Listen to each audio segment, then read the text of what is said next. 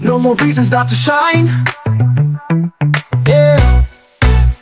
Free in the kingdom, to be me. Free in the world, and all will see that the God in me is powerful indeed, and the power to get wealth is working in me. I am called to be a curse breaker, Abraham's seed. Poverty must bow to the anointing and free me indeed. No more ways to be denied, no more reasons not to shine. Free in the kingdom, to be me. Free in the world, and all will see that the God in me is powerful indeed.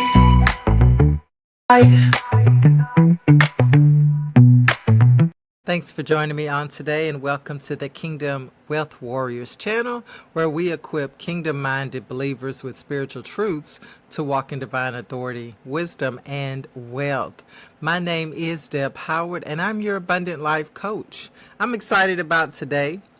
I'm always excited, right? I know, but I'm really excited because we're starting a new series. I think we just finished the last series on prophetic technology, and I thought it was very powerful, and it kind of leads into what we're going to be talking about for possibly the next 6 or 7 episodes. We're going to start a series called Divine Disruption, moving into what's next with God. Now, you probably felt it a little bit, right? The nudge, the shift. Things are changing in many ways, but specifically, things are changing in how we do things. Technology is advancing. The workforce is shifting. I hear people all the time, entrepreneurs included, talking about this, that things are changing. The economy is shifting. And so as believers, we should be sensitive to the spirit and what God is doing when things are shifting. So you've probably been feeling it. You may have been feeling it for a while, that nudge, that shift, that kind of stirring in your spirit, because things are no longer working the way they used to. What once felt comfortable now feels constricting, right? What once brought joy now feels routine. So in this episode, we're going to be talking about the gift of disruption. Yes, it's a gift. Because what if that interruption is actually an invitation? Disruption is not always the enemy. Sometimes it's the escort to your next elevation. In Hebrews, it talks about shaking, right? In verse 26:12, chapter 12, verse 26, it says, "Then his voice shook the earth. But now he has promised, I will once more shake not only the earth, but heaven too." Now that's a shaking, right? And I think it probably feels like things are being shaken for us right now, especially those of us who live in America, right? And so what is that talking about? That verse is actually talking about, it's actually referring back to Sinai, I believe in Exodus, right? At that time, his voice, God's voice, shook the earth.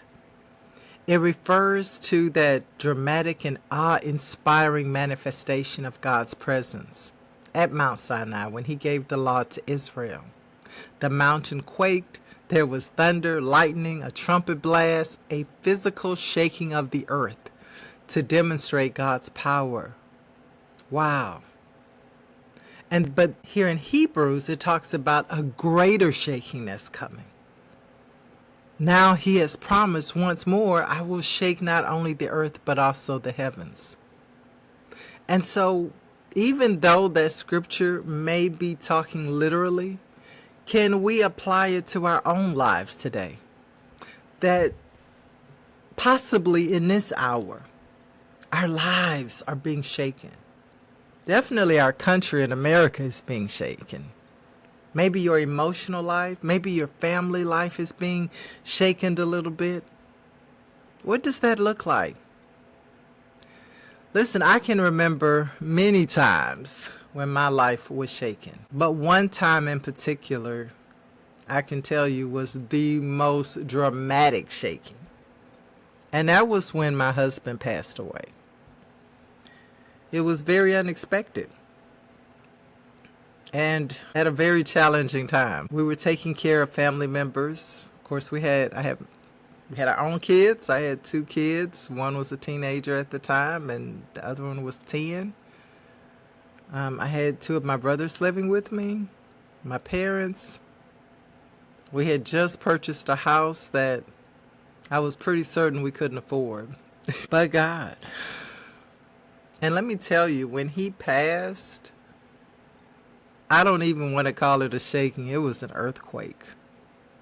Because everything in my life was shaken, including my faith. Yeah. I questioned God. I questioned my religious structure. Even questioned my job. And I came up changing. Right? I came up changing everything. And I don't know that I had a full understanding. Well, I know I didn't. I was grieving. So I didn't have a full understanding of what God, even in that, what he was trying to do or what he did do. Sometimes when the shaking occurs, because we're human, we get caught up in our emotions about it. We begin to look at the negative side of it, and I'm not telling you that you should do any different. That shaking in my life, obviously, was quite emotional. But in that process, God can use what we're going through to take us to the next place. And the truth of the matter is, it took me places that I hadn't even thought about eventually. So I say all that to just say that sometimes, the shaking that comes, the disruption that comes, it's for our good. Because disruption is divine when it's led by God. Sometimes what we call falling apart is actually God saying, let me rebuild you. I can tell you in my situation, that's exactly what happened. It was a process for sure. But God did rebuild me. Kind of like oh Lord, I'm probably going to age myself saying this, but probably like the Bionic Man. I don't know, y'all might not know nothing about the Bionic Man, but one of the intro to that show, it's called the $6 Million Man. That was the name of the show, I think. They said that they could make him faster and stronger and better, something to that effect. So sometimes we have to sometimes we just have to allow to trust that what God is doing, that what's happening in our life, trust that there's an outcome that God is actually managing, that it's not outside of his control. Listen, closed doors aren't always from the enemy. They could be God's protection. They could be his redirection. And they are almost always part of his preparation. God disrupts to direct. Say that with me. God disrupts to direct. You may be experiencing a disruption right now. And if you're not experiencing one yet, hold on. One is probably coming. And I say that from the perspective of what I know, even as a professional in business, even as a human resources professional. Things are changing. And I really believe that one of my responsibilities in this hour, and probably for the last year or two, is to really help people shift. really help you embrace the new, the change. Really help you begin to look at, how can I do some things differently so that I'm not put in a situation where, for example, I'm depending on the government for my survival. This is not about shame or shade or anything like that. It's about us coming to the recognition that we have a God that we serve, that He has given us strategies, creativity, tools, and that this is the hour that we may need to pull out those things, that we may need to tap into the Spirit and really see how God wants to provide for us. Some of you may already be in a disruption, whether it's with your job, with your family, relationships, whatever. And this is not the time to sit back and mope. You can grieve a minute, but I really want you to begin to look at, God, how are you rebuilding me in this? What do I need to pull out of this situation? How do I need to move forward? Because God disrupts to direct. So if you're in the midst of that right now, if you're in the midst of a disruption of any kind, God, what is it that you are directing me to in the midst of this? Okay. The next thing about disruption is comfort is the enemy of growth. So when a disruption comes, it takes us out of our place of comfort, right? Many times it's a place of familiarity. Here's the truth. Comfort zones are often danger zones for destiny. Comfort zones are the enemy many times to destiny.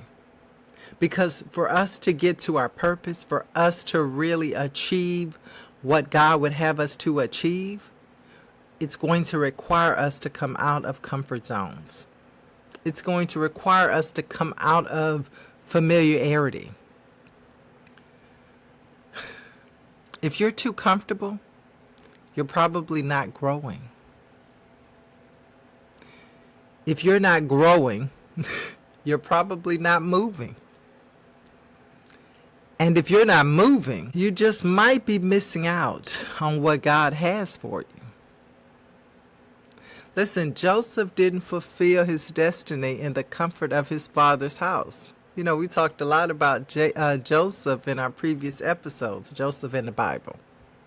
Moses wasn't called when he was in the palace. Even Jesus, before the cross, before the resurrection, he had a wilderness experience, a disruption. Moses' disruption, go to the wilderness. Joseph's disruption, get thrown in a hole and get sold into basically bondage. Disruption. Disruption comes before elevation. Some of you are looking to move to the next. Disruption precedes elevation.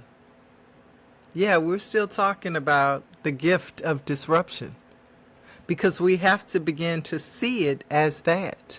We have to begin to see even the disruption that you might be experiencing, even from a legislative perspective, a governmental perspective.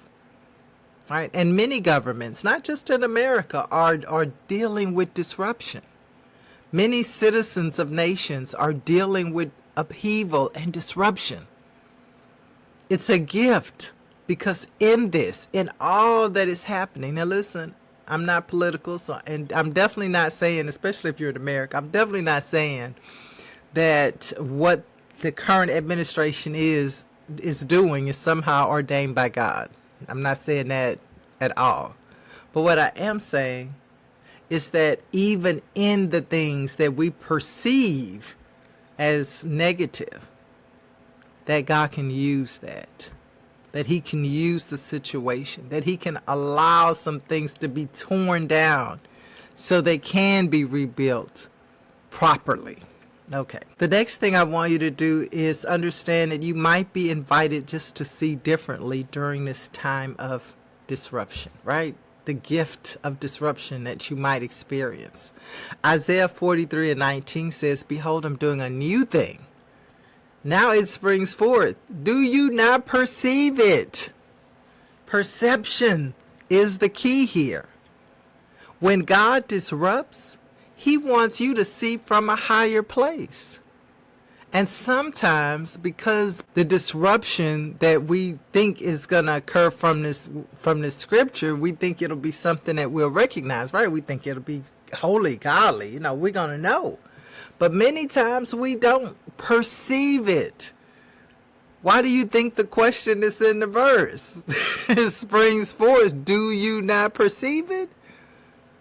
When God disrupts, he wants you to see from a higher place, from his view, from the seat of trust, not fear, from revelation, not reaction.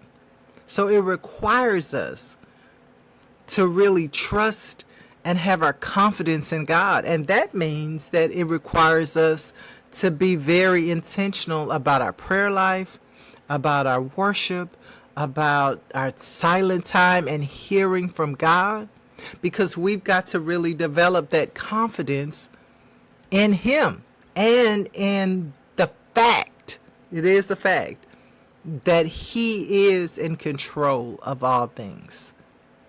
Right? That there's nothing outside of his view. Can I put it that way? There's nothing outside of his view.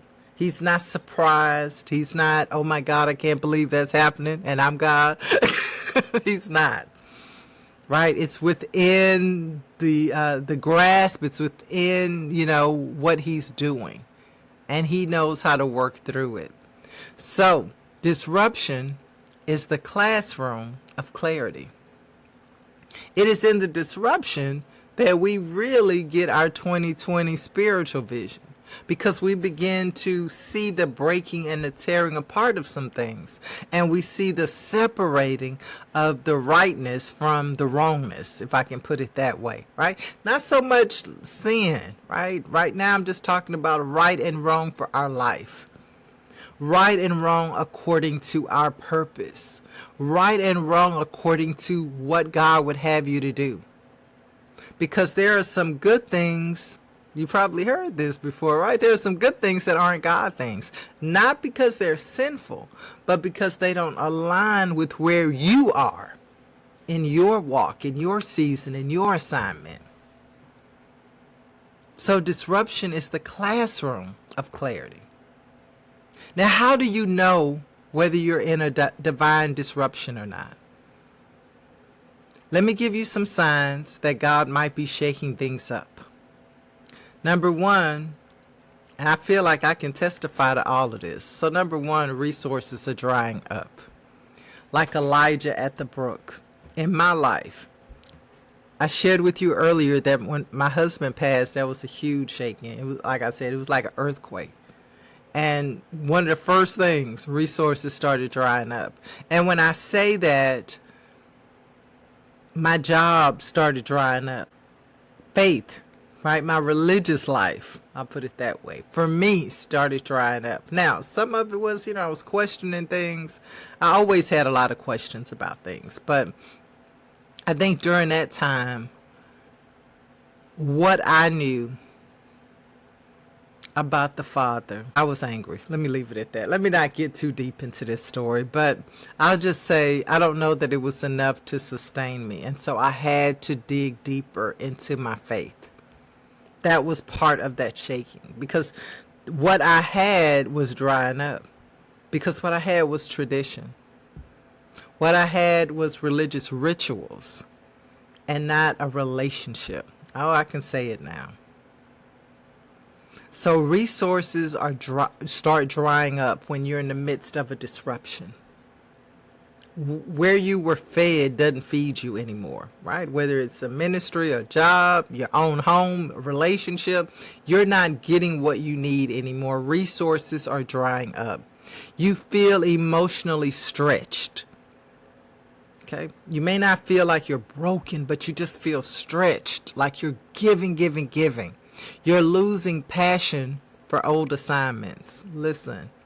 And there was some things that I love doing, even in ministry, etc., that I just lost passion for. You sense something is coming, but can't explain it. And I think that's a big one. You just kind of feel like, and I know many of you can probably relate, you just feel like, something's coming. I feel like some of my glasses. Okay, maybe not. These are often divine signals that it's time to move with the cloud. But you're not alone, and you don't have to do it alone. But you do have to recognize where you are in the process. All right, so let's talk about what divine disruption can mean for your finances. Sometimes the disruption shows up in your money. We've talked about that your divine disruption could be a job situation, right? It could be a sudden expense, unexpected expense, a lost client if you're an entrepreneur, and it can feel like chaos. But disruption is a moment to take inventory. Are you stewarding what you have with intention? Now, this is important because when we're talking about disruption, everything that can be shaken is shaken, right? Everything that can be shaken, everything that's loose, everything that's not stabilized in your life, right, can be shaken. So this is a good time for you to really look at, am I walking, right, with intention, and am I stewarding with intention? It's about, and when I say intention, it's about aligning, right, what you're doing with your purpose, with your higher truth, your higher spiritual truth, and not just pursuing money. Okay? Money is important, but we've got to take it as believers. We have to be focused on purpose and intent. The wealth that come. Right? And so we don't want to just pursue money. You don't want to just be doing it for the money. Right? You don't want to just, and I know many of us have or have had jobs where we had to take it because, I need the money. And most likely you were miserable. Life is too short for us to be miserable. Right? So are you stewarding what God has given you, whether it's your skill set, your knowledge base, your talents, whatever it is? Are you stewarding that with intention? Have you really aligned with your purpose and with what God would have you to do? Because when you set an intention, you're essentially releasing your attachment to a specific outcome and trusting in the process. That's why you can't, it's not about the pursuit of money, right? That's why you can't pursue money in it, because really being intentional is really tied to doing the thing, right? And not the outcome, right? Trusting that, hey, I am operating in my purpose and what God has called me to do, and I'm not going to worry about the outcome. Now that's a word for somebody. Because many times we get caught up in the outcome, right? How much I'm going to get paid. How many people are going to view my video, or how many people are going to come to my event, whatever, right? So we have to trust and be intentional about what we're doing, so that we're not doing it for the outcome, but we're doing it because that's our purpose, right? That's what God's called me to do. Are you diversified or dependent on one stream? Now, my apostle has told us many times that we should have many rivers, right? 7, 8 rivers of income. Right? So are you dependent on one stream, on one customer? Remember, if you're employed, it just means you have one customer. So you need to find ways to have more than one customer, have more than one way to bring in income, to find some passive income. All right. Are you aligned with your purpose, or are you clinging to the familiar? And that's an important one, because sometimes, I'll say it this way, we come up doing what we're good at versus what we're purposed to do. We can be good at some things and do well, but it's not our purpose. So let God reorder your money the way He's reordering your life. All right, so let's get to our affirmations. Say these with me. I trust God in every shift. I welcome divine disruption that leads to destiny. I am aligned with heaven's timing, not man's timeline. God is shaking me loose from what no longer serves my purpose. I have wisdom to discern what's next and courage to move forward. Whew, I know there was a lot today, and I hope that this discussion has benefited you. Let's look at our key takeaways that we talked about today. Disruption doesn't mean destruction. It often means construction, right? So when a disruption comes, don't see it as ruining you or trying to tear you down. It's often a sign that it's time to build. If you're in a situation where there's a disruption with your income, with your employment, with your relationship, listen, see that as a sign that it's time to build or rebuild. Comfort can be a trap that keeps you from transition. I'm not going to stay in my comfort zone or that place of familiarity. I'm going to be strong and courageous. Come on, Joshua. And move into my next promised land. Divine disruption is God's mercy. He's inviting you to shift, grow, and see from a new level. So be willing to go higher. Whew. Thanks for joining me on today. Listen, I want to remind you, don't resist the shaking. Embrace it. Let God stretch your faith. Let Him shift your priorities. Let Him settle you into what He has prepared for you. You don't have to fear the future when your faith is rooted in the Father. So just understand you're not being punished right now, especially if you're in the midst of a disruption. I know many people are like right in the grip of disruption in some way or form. You're not being punished. Don't let nobody fool you. Don't even let your own self fool you. Please don't listen to the voice of the enemy. You are not being punished. You are being positioned. So take a breath. Whew. Trust the process, because what God is building in you requires space, and disruption is going to make space, child. It's going to clear things out. So listen, thanks for joining me again on today. I want to remind you of the Kingdom Wealth Warrior Summit on October 11th, 2025. You probably saw the intro. This event will prepare you for the shifts and shakes that will come in your life. This is a time to align your ways and vision with heaven. And listen, we have some amazing people that are preparing, I'm sure, right now, and are more than willing to help you develop a strategy to get to your next. And not only to get to your next, but to really live in your place of abundance, your place of financial freedom. Listen, this is God's will. Yes, it is. Because you are going to be more effective in whatever your purpose is, and whatever God has called you to do. You're going to be more effective if you're not worried about money.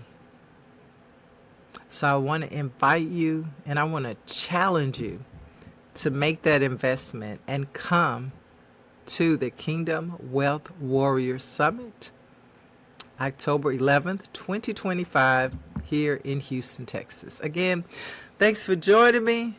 And you already know what I'm going to say. Go have your most abundant day. And to those who celebrate, happy Memorial Day. I'll see you soon.